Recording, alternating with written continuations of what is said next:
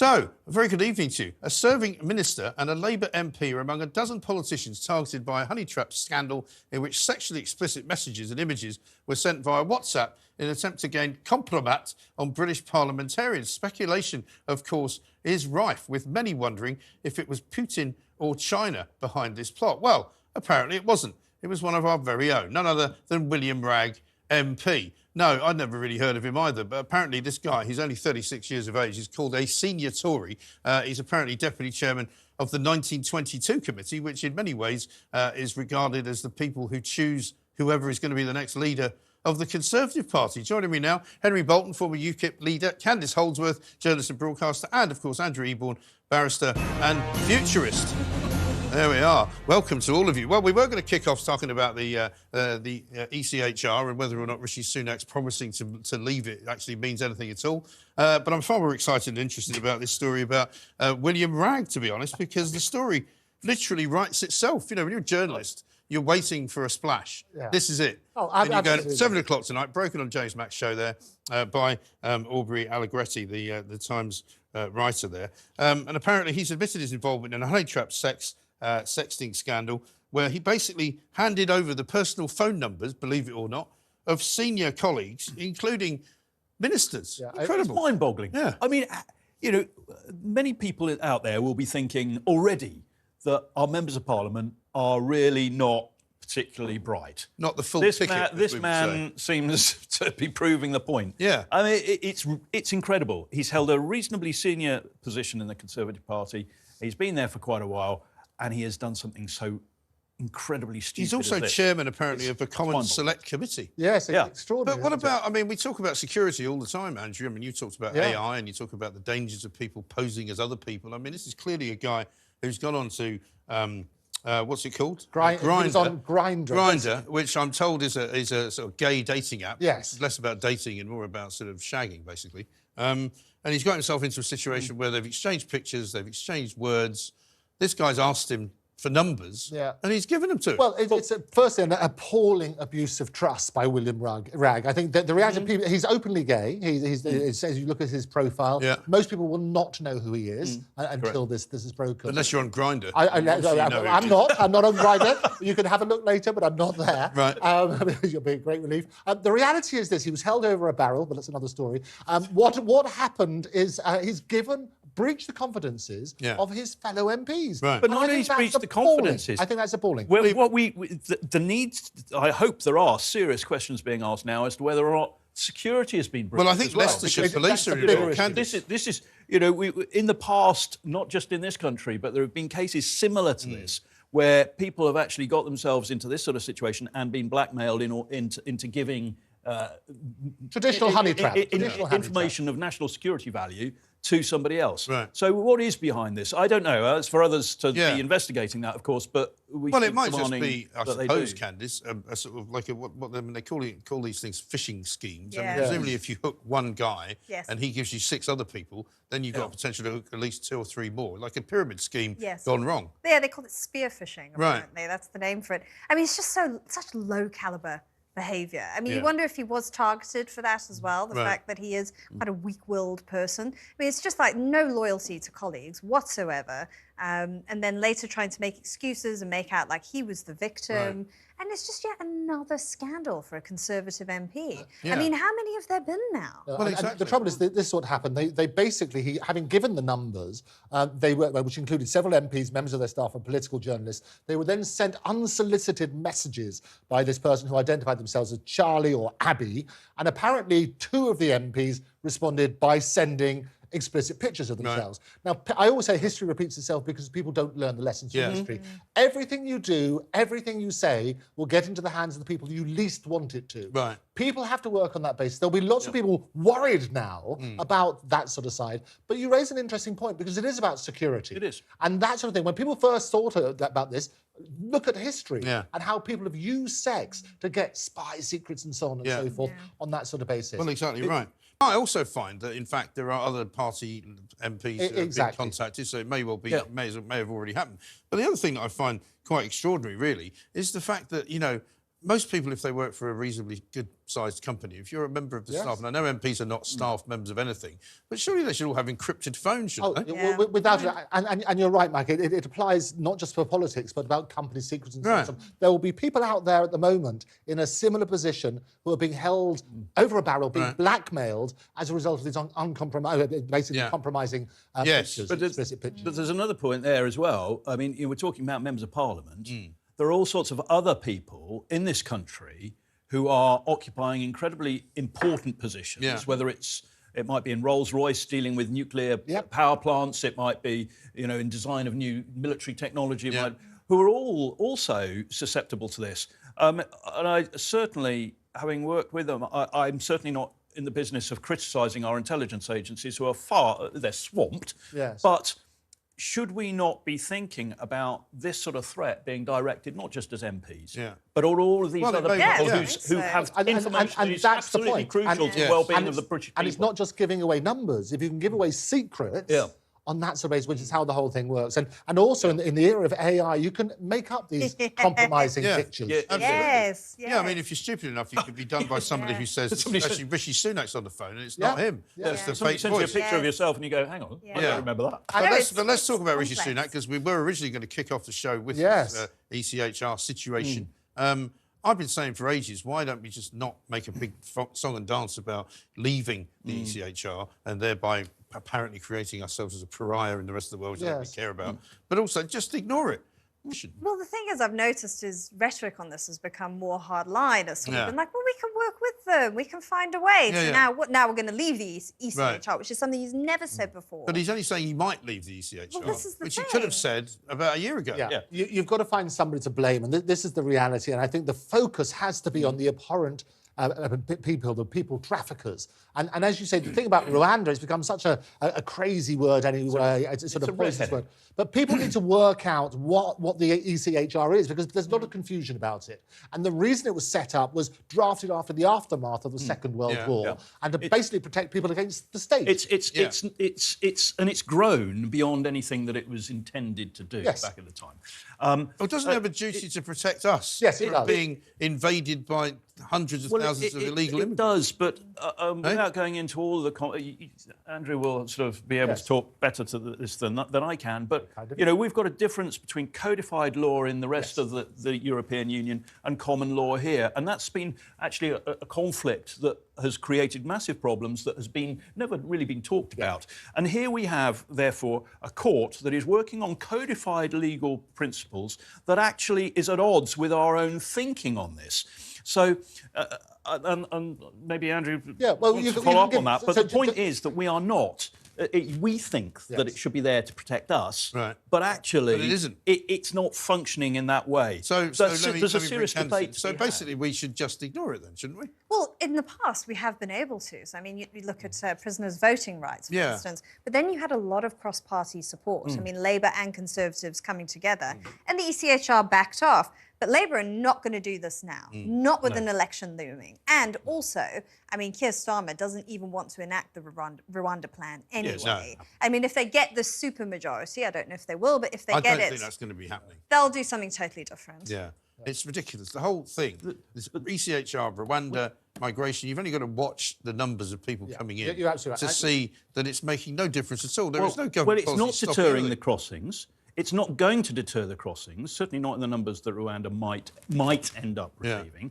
And as Andrew said, we're not really carrying the risk to the people smugglers. By the time somebody gets to the North French coast, the reality is they've got really no way back. They're there. They've got only a way forward. Keep going. So they might as well keep going. By that time, it's too late to deter them, way too late. We need to go after the people smugglers ruthlessly, hunt them down, track them down, and work with the nation-states along the route to prosecute them in their countries. There's a whole lot we can do. We did it until 2006 when Tony Blair pulled the funding on it. That's what Keir Starmer And as I say, imagine if we had a European European Court of Human Rights that could actually carry that law through. You're absolutely right. And the crazy thing we do have one, but they don't want to do it. The crazy thing is, at the moment, Rwanda can only handle about 200 anyway. The easiest way of getting sent back to the UK would be to commit a crime in Rwanda, bizarrely. Exactly. So you have a look at that sort of stuff. The important point, however, and it's about controlling the narrative, we need to work out what the alternative would be so that we don't become the pariah. I think the game is up for all of them. them, I think there's no point really in even having a conversation with them anymore. You're watching The Independent Republic of Mike Graham right here. Coming up, more political devastation for the Tories and some international war games in the mix as well.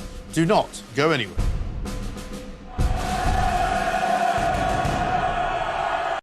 Police Scotland have been accused of making it up as they go, as discrepancies have emerged in the recording of hate crime allegations about JK Rowling. It comes as a former officer said police have been pulled from other parts of the force to deal with hate crime complaints made under the SNP's new law, after more than 3,000 complaints were made. A very slippery slope indeed for democracy. Joining me once more, editor of Spiked Online, Tom Slater, journalist and broadcaster Candice Holdsworth, and lawyer and broadcaster Andrew Eborn. Welcome back once again, guys. I mean, this story is something that I watched from afar over the course of the last few days, unravelling and sort of peaking, I suppose, in stupidity when it turns out that the person who's been most complained about is old Humza Useless, as I like to call him.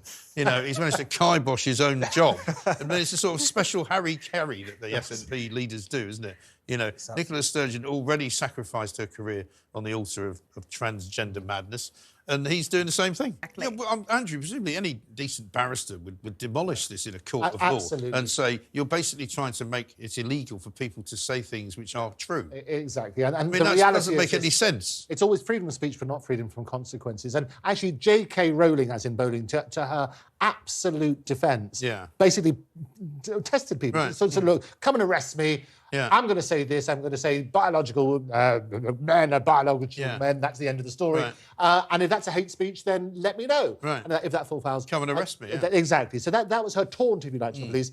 It was a victory for her on April Fool's Day. Well, it's a victory for common sense. And that's what happens. Sure. And it's this two-tiered test. The first is whether the person actually behaved in a manner that was a reasonable person would consider to be threatening or abusive. So that has to be reasonable. It's not just the victim. And the second test is whether the person intended to stir up hatred. Yeah. So you need to look at both those. But both of those things are completely subjective, aren't they? That's and also, the one group of people that doesn't appear to be protected here is Candice women, right? Yeah.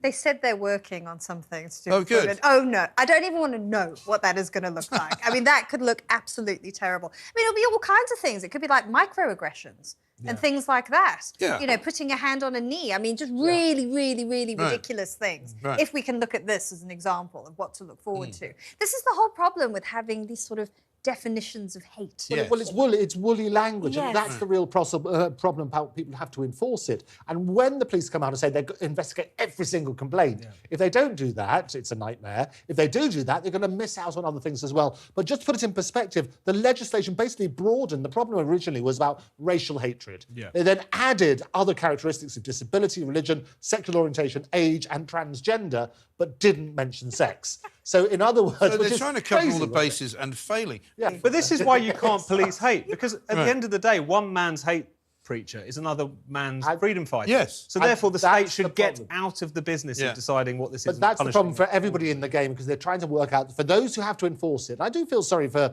the police. But they've invented it, as Tom said. It's, you know, nobody asked for this. Yeah, oh no, absolutely. But if you're empowered, or basically responsible for enforcing it, you need to have certainty. Woolly language, subjective language is not helpful.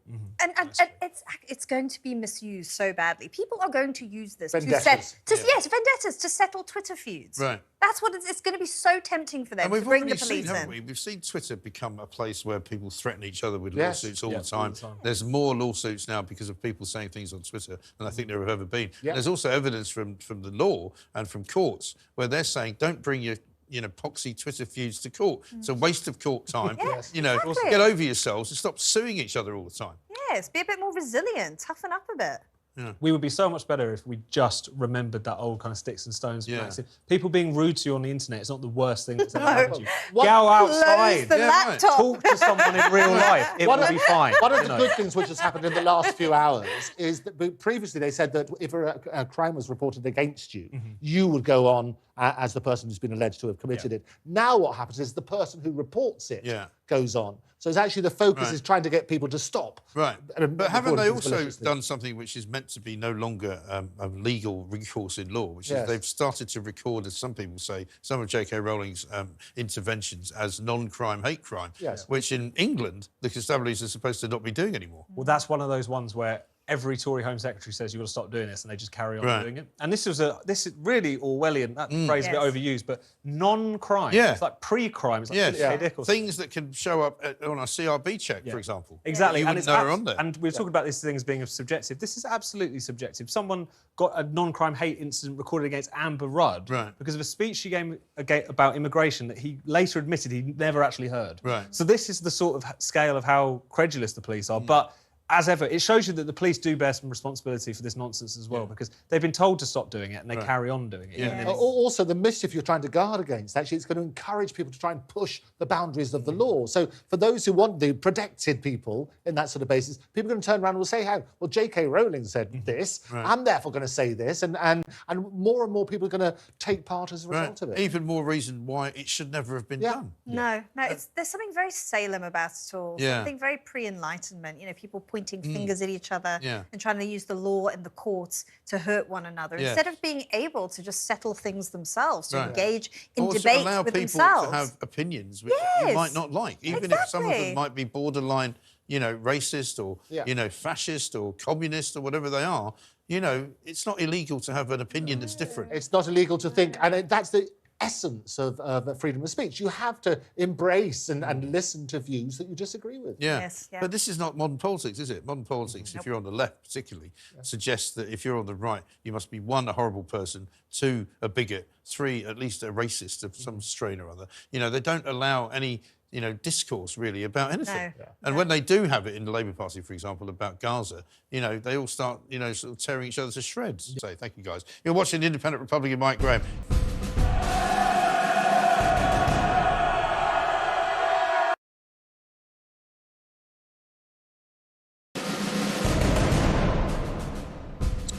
Welcome back. You're watching the Independent Republican, Mike Graham, right here on Talk TV. Now, the NHS waiting list could be as high as almost 10 million. That's 2 million higher than official figures have shown thus far. That's according to new data from the Office for National Statistics, which also reveals that more than 1.3 million people say they've been waiting for more than a year. NHS data only shows a backlog of just over 300,000 appointments.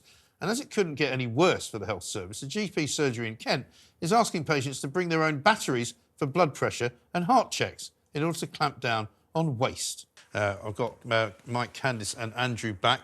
I mean, my problem with criticism of politicians who have ruined the NHS is that they might have been, sort of blamed for part of what went wrong. But the NHS is a massive organisation employing 2 million people. An awful lot of them are managers. And these are the people who are not getting it right. Surely, to heavens, the NHS must take some blame for their own mismanagement of their own organisation. But I also can talk to you about when I was living in America, where a friend of mine was a doctor, and down in North Carolina, because there was such a high incidence of lawsuits for giving birth and for obstetrics, that a lot of doctors just wouldn't do it. They were just like, well, we can't get cover for that, so we're not going to do anything to do with birthing babies. And it's one of the most litigious sides. It is. Obviously, Yeah. I mean, the NHS loses millions every year from lawsuits that people sue them over. And there's always two sides to it. One is that they're all saying there's lack of funds in the NHS, but also is about the efficiency. And the system is horrendously I mean, I think we can all agree there's not a lack of funds. There is an overburden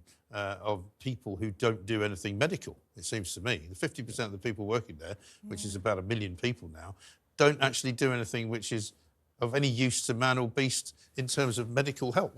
But by lack of funds, I mean in terms of paying people an appropriate fee. I know that there's a controversial side about how much that should be, but a lot of people just cannot live on a certain wage. But there's two sides to it. One is... Well, they should give up nursing and take up being a Twitter announcer for one of the hospitals. There you go. They'll get a lot more money. They would. They get paid 40 grand to be a Twitter sort of aficionado for Guy's Hospital, but to be a nurse, they only get 25. It's madness. It is, and it's something that people who work on the NHS talk about a lot. They're saying that the paperwork I have to do really takes away from my clinical care. And the thing is, people get genuinely fatigued, and then they get compassion fatigue because they're so tired and they're doing so many different things that then patients sort of become an annoyance. They do, and people have spoken about this, and it's a really difficult thing to talk about. But when you are overworked and you're not able to focus on the right priorities, you do start to become irritable, and we've all experienced this. Yeah, I get irritable all the time, but it's just because of my age. But it's hard, like when you've given birth. earth and you're needy and you really need someone, and that person is just like, oh, leave me alone. But the admin and the various laborious tasks, that's where my pet about AI, artificial intelligence, can massively any kind of intelligence would be better than what they do at the moment. Let's talk about Bigfoot, because that happened just before we talked about the NHS. I'm fascinated by these kind of stories because people do see things. As I say, I used to do overnight radio where you'd get calls from all sorts of people ringing in to say they'd seen something, or, you know, they thought they'd seen an alien, you know, and there's no real explanation for all of it. You know, they can't all be cranks, they can't all be nutters and maniacs. I think there's every possibility that there are things out there that we don't know about. No, it's got to be right. It's such arrogance to assume that there isn't. And I think that there has to be. Question everything. What I love about this story is that they only... This is a spooky picture, I think, where you can see the head and shoulders. I mean, you see these shadowy figures, you know, and you can dismiss it and go, oh, I'm too clever for all that. But I think you can't dismiss it in many ways. I mean, especially if you look at parts of the world, you know, where there's literally nothing for thousands of miles. Parts of America, parts of, you know, Asia, parts of Australia, parts of probably Africa, but there's literally nothing there. And you're going to tell me that... And we're discovering things on a daily basis. They're talking about dinosaurs, which we hadn't even heard of beforehand, being discovered, the skeletons of those sort of... What I love in this story, it was in the Star, they at the end, the very end of it, say, while neither man saw the creature, they heard these wonderful growls, and they never want to hear those again. It's the most frightening thing they've ever heard. So it's quite I take it none of you have ever seen anything like this. No. Friday night, middle of London. We find new species every day in the ocean. We find undiscovered species in rainbows. We find species that we thought were extinct. Right. You know, the universe is a vast and the missing link thing has still never been solved. Yeah, you know, there's still a lot of people that want to have that explained properly. And the lady we interviewed there, she said that she saw this sort of abominable snowman type figure in Manchester, which I think is entirely believable. You know, anyone who's been to Manchester will tell you there's interesting people walking around up there. Definitely. Some of them may be closer to the missing link that we know. Who can say? Anyway, let's talk about takeaways. Apparently, takeaway food has now hit... I mean, you talk about what's a boom industry. Yes. And unfortunately, this is one of them. And it's probably not the best thing to be sort of waving the British flag about and going, isn't it brilliant? We're number one at something. You know, people, 50% more takeaway food is being ordered now. And I mean, I must admit, it drives me mad when I drive around London. These guys on mopeds. You know, everywhere. Everywhere you go, they're coming round you from that side, from that side. You know, they have no apparent care about zebra crossings. They don't stop for anybody. And, you know, people are just ordering food constantly, all the time now. Breakfast, lunch, dinner. It's a convenience, isn't it? Yeah, but it's ridiculous, isn't it? Tell her. So we ordered food and it arrived late and stone cold. Yes. That's the thing I've never understood about ordering from, say, somewhere like McDonald's. Because surely when it gets to you, it's cold. And it's a hamburger. If you've got lettuce in it, you have to take it all apart and put it in a microwave. What's the point? Absolutely. And it's so easy to basically do things at home now. I've been a trustee of a charity about food redistribution. Yes. There is so much waste. And you work on that sort of basis. But actually preparing healthy meals at home is not that difficult. No, it's not. But people will, you know, as Mike says, order in because sometimes it's just easier. So what's the last... You haven't answered the last time you had last time, I can't remember. I mean, zillions of years ago. Really? And yes, seriously. I think I live right in the heart of London. It's not that difficult to walk to a lot of those fast food places or to get a healthy meal. You always go and collect your order and do, hang on. Oh, I send people out. Takeaway though. Send out the staff. Now, apparently there's a row going on between Botswana and Germany. Because it's all about trophy hunting. And seemingly they're threatening to send 20,000 elephants to Germany. I don't know how they would send them. Presumably they wouldn't march them over the Alps. Would they, like Hannibal? Yeah, they could just reenact it and say, actually, no, we're doing it for a documentary. They view wild animals very, very, very differently in terms of how to manage it. I mean, Botswana's a middle-income country, as far as I know.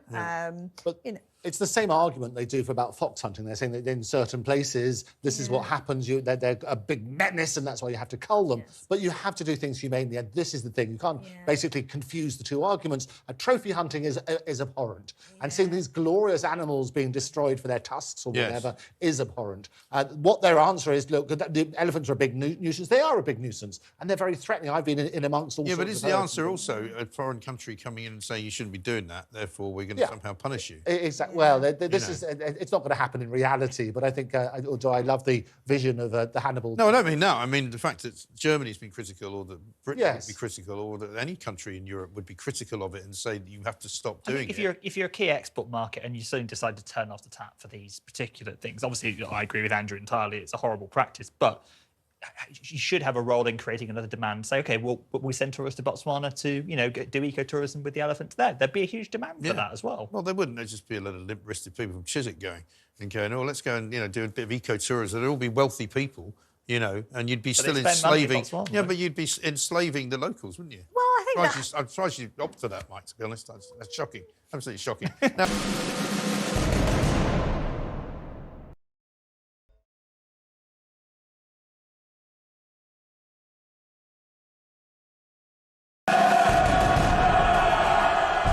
Funny enough, I was talking to a couple of drivers in America who were saying that the electric revolution over there is dying out as well. Right. Because people just can't drive far enough. You know what it's like in America? They drive hundreds and hundreds of miles just to go to work, and it's like they don't work very well. That's the issue. Yeah, but speaking of travel, the scrapping of 100 millilitre liquid travel rules at Heathrow, Gatwick and Stansted are going to be delayed because they haven't got round to it. Terribly British story. I came back into Heathrow.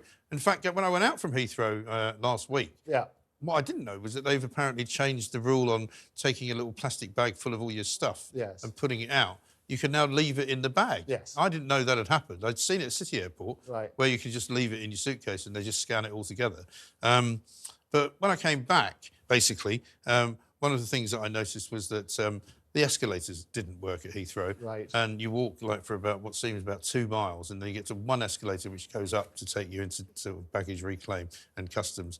And it was out of order. And I just went, how bleeding British can you get?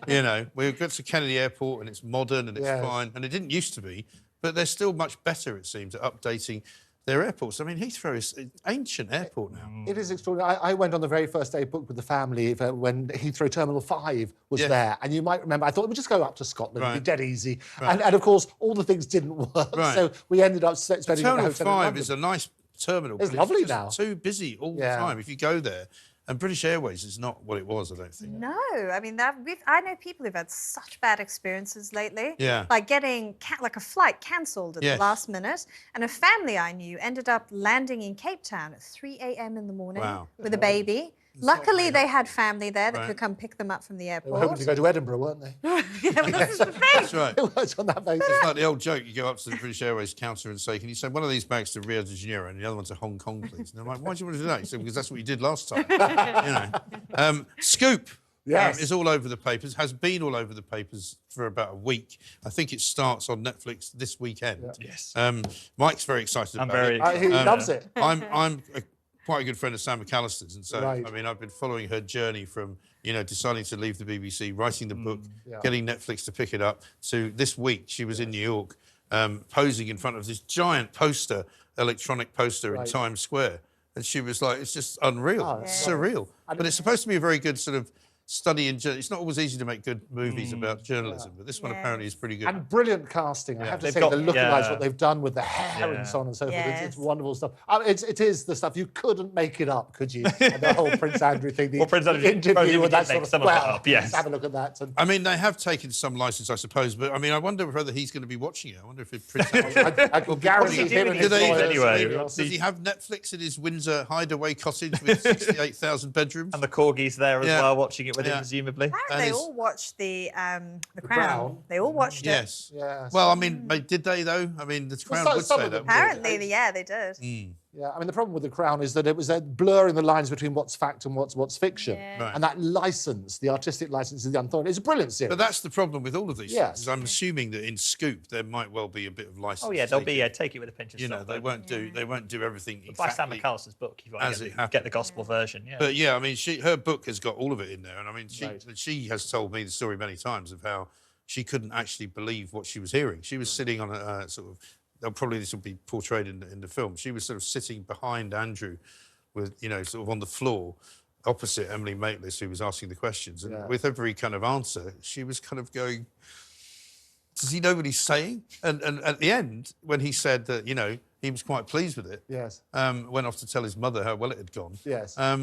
And he then asked to show Emily Maitlis round if she wanted to see around the palace, and she was like, "Oh, that's very nice." And Sam basically took the you know, whatever the memory stick that it was on, and just ran out of the building. She thought, well, somebody's going to go, don't let them out with this. Well, this is way too dangerous. Yeah, so scared that they would realise what they've done. But they didn't. Extraordinary. They clearly didn't. Quite extraordinary. Truly iconic. Now, we haven't got much time. The Financial Times, unusually, for the first time, I think, ever, has got a picture of somebody from Kiss on the front. Isn't it glorious? And what I love about this story is, as predicted, it's all about rights and artist rights. And Kiss have done this wonderful 300 million rights deal. I'm amazed how successful Kiss are. I think they're awful.